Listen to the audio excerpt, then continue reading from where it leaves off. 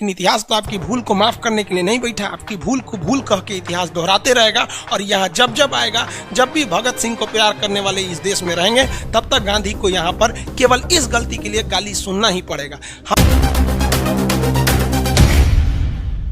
जाओ जल्दी जल्दी।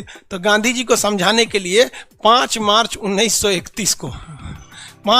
1931 को दिल्ली में एक समझौता हुआ, जिसे हम लोग दिल्ली पैक्ट के नाम से भी जानते हैं। इसी समझौता को गांधी इरविन समझौता कहते हैं। सरोजिनी नायडू ने गांधी को और अंबेडकर को दोनों को संयुक्त रूप से 2 महात्मा कहकर बुलाया है। दोनों क्वेश्चन याद रखिएगा, इसे दिल्ली पैक्ट भी कहते हैं और 2 महात्मा कहकर क्या किया है, बुलाया है। इसी बीच में महात्मा गांधी से इरविन ने कहा कि देख भैया, हम तोरा से हाथ जोड़ते हैं गांधी, ये आंदोलन खत्म कर और सीधे सीधे तू लंदन चल जाओ। राजा का बात मानना चाहे मत मानना, एक बार प्लीज यहाँ से चले जाओ। अगर चले जाओगे तो हमारी नौकरी बच जाएगी। यही महात्मा गांधी के जीवन की सबसे बड़ी भूल है। यहीं पे महात्मा गांधी इरविन से नहीं कर पाए, क्योंकि यही वो व्यक्ति है जब भगत सिंह को फांसी दिया जा रहा था। तो महात्मा गांधी ने शर्त ये रखा कि जितने भी अपराधी जेल में हैं, अगर आप उन्हें छोड़िएगा तभी हम भाग लेने जाएंगे। यहाँ इरविन को चाल चल दिया। उसने कहा कि जितने भी राजनीतिक कैदी हैं हम सबको रिहा कर देंगे। तो राजनीतिक कैदी उसे कहा जाता है जो आंदोलन में गया है, जबकि भगत सिंह को तो बम फेंकने के आरोप में गिरफ्तार किया था, उन पर आपराधिक मुकदमा था। तो ये कहे कि आप जितने भी कैदियों को छोड़ना है छोड़े, तो ये इरविन तो चाल चल दिया। उसने कह दिया ठीक है, मैं सारे राजनीतिक कैदियों को छोड़ देंगे। अब ये लंदन भाग लेने चल गए, तब पता चला कि रे भाई साहब, उन पे तो राजनीतिक मुकदमे नहीं था। लेकिन यहाँ महात्मा गांधी से गलती हुई थी। उनको स्पष्ट कहना चाहिए था कि आप भगत सिंह को छोड़ेंगे कि नहीं छोड़ेंगे। अब यहाँ समझिए 2 बातें जो आपको ये समझने में गलत हो सकता है। पहला कि भगत सिंह ने जो बम फेंका था उससे किसी की जान नहीं गई थी, कोई व्यक्ति मरा नहीं था।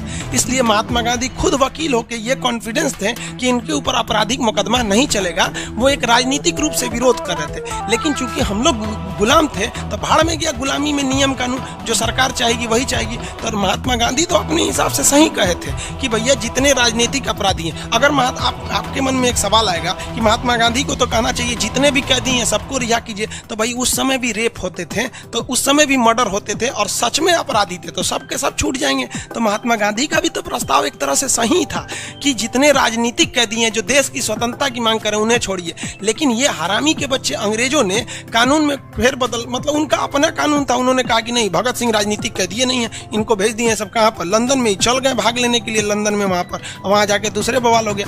पहला ये तो हो गया महात्मा गांधी की। लेकिन महात्मा गांधी ने एक और पहली गलती ये हो गई कि महात्मा गांधी समझ नहीं पाए कि अंग्रेज ऐसा मतलब गलती करेगा सर। दूसरा कि महात्मा गांधी लाख चिल्ला लेते सब ना, या कुछ भी कर लेते, अगर अंग्रेज चाह देते सब कि हमको किसी को फांसी देना है तो दे देते सब, आपके बहस से कोई मतलब नहीं रखता है, क्योंकि जज तो वही थे, अल्टीमेट फैसला उनको देना था, आप कुछ नहीं कर सकते थे। आप अगर इसका एग्जाम्पल देना चाहेंगे तो खुद 1942 में महात्मा गांधी की हत्या का प्लान अंग्रेजों ने कर दिया था। महात्मा गांधी जब आमरण अनशन पे बैठे थे 1942 में भारत छोड़ो आंदोलन में, तो अंग्रेजों ने स्पष्ट कर दिया था इस बार हम आपको नहीं देंगे खाना पीना। और महात्मा गांधी को 14 दिन तक खाना पीना नहीं पूछा था, बेचारा अपने से खाना खाए थे, जान रहे थे कि हमरे टपका देगा भगत सिंह के साथ। लेकिन कुछ भी कहिए, जब भी इतिहास लिखा जाएगा महात्मा गांधी का ये बात काले अक्षरों में लिखा जाएगा कि आप लंदन से पढ़ के आए, वकील बन के आए, बैरिस्टर बन के आए, आपका यही काम था कि सरकार कैसे कानून का खिलवाड़ करेगी। जब आप नहीं समझ पाए तो एक आम आदमी क्या समझेगा इस देश को।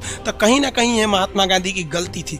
अगर हम ये कहते हैं कि नहीं महात्मा गांधी 100% निर्दोष थे तो ये गलत है। यहाँ 50% जिम्मेदार अंग्रेज थे और 50% जिम्मेदार महात्मा गांधी था। लेकिन महात्मा गांधी को भी ये नहीं पता था कि जो भगत सिंह जो बम फेंके हैं वो खाली कुर्सियों पे फेंके थे और खुद अपनी गिरफ्तारी दिए थे कि हमें गिरफ्तार कर लीजिए, इनकलाब जिंदाबाद बोलकर। तो महात्मा गांधी खुद एक वकील थे। जैसे मान के चलिए हम और आप वकील नहीं, लेकिन कम से कम इतना तो जानते हैं कि हम कहीं बम फेंक देंगे और अगर किसी की मौत नहीं होगी तो फांसी की सजा नहीं होने वाली है। जैसे हम एक और आप एक अमूमन यही जानते हैं, फांसी तभी होता है जब हम किसी की जान ले लें।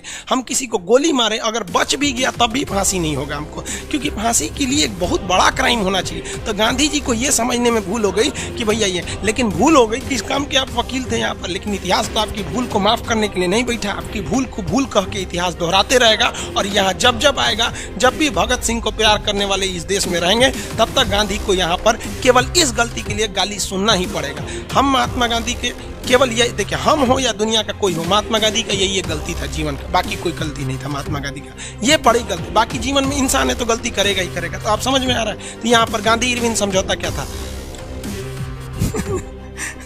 चलिए, हमको क्या कर रहा है सर चुनाव में उठने के लिए कमेंट कर रहा है सर चुनाव में उठे। भाई साहब हमारे बस का नहीं है ये सब।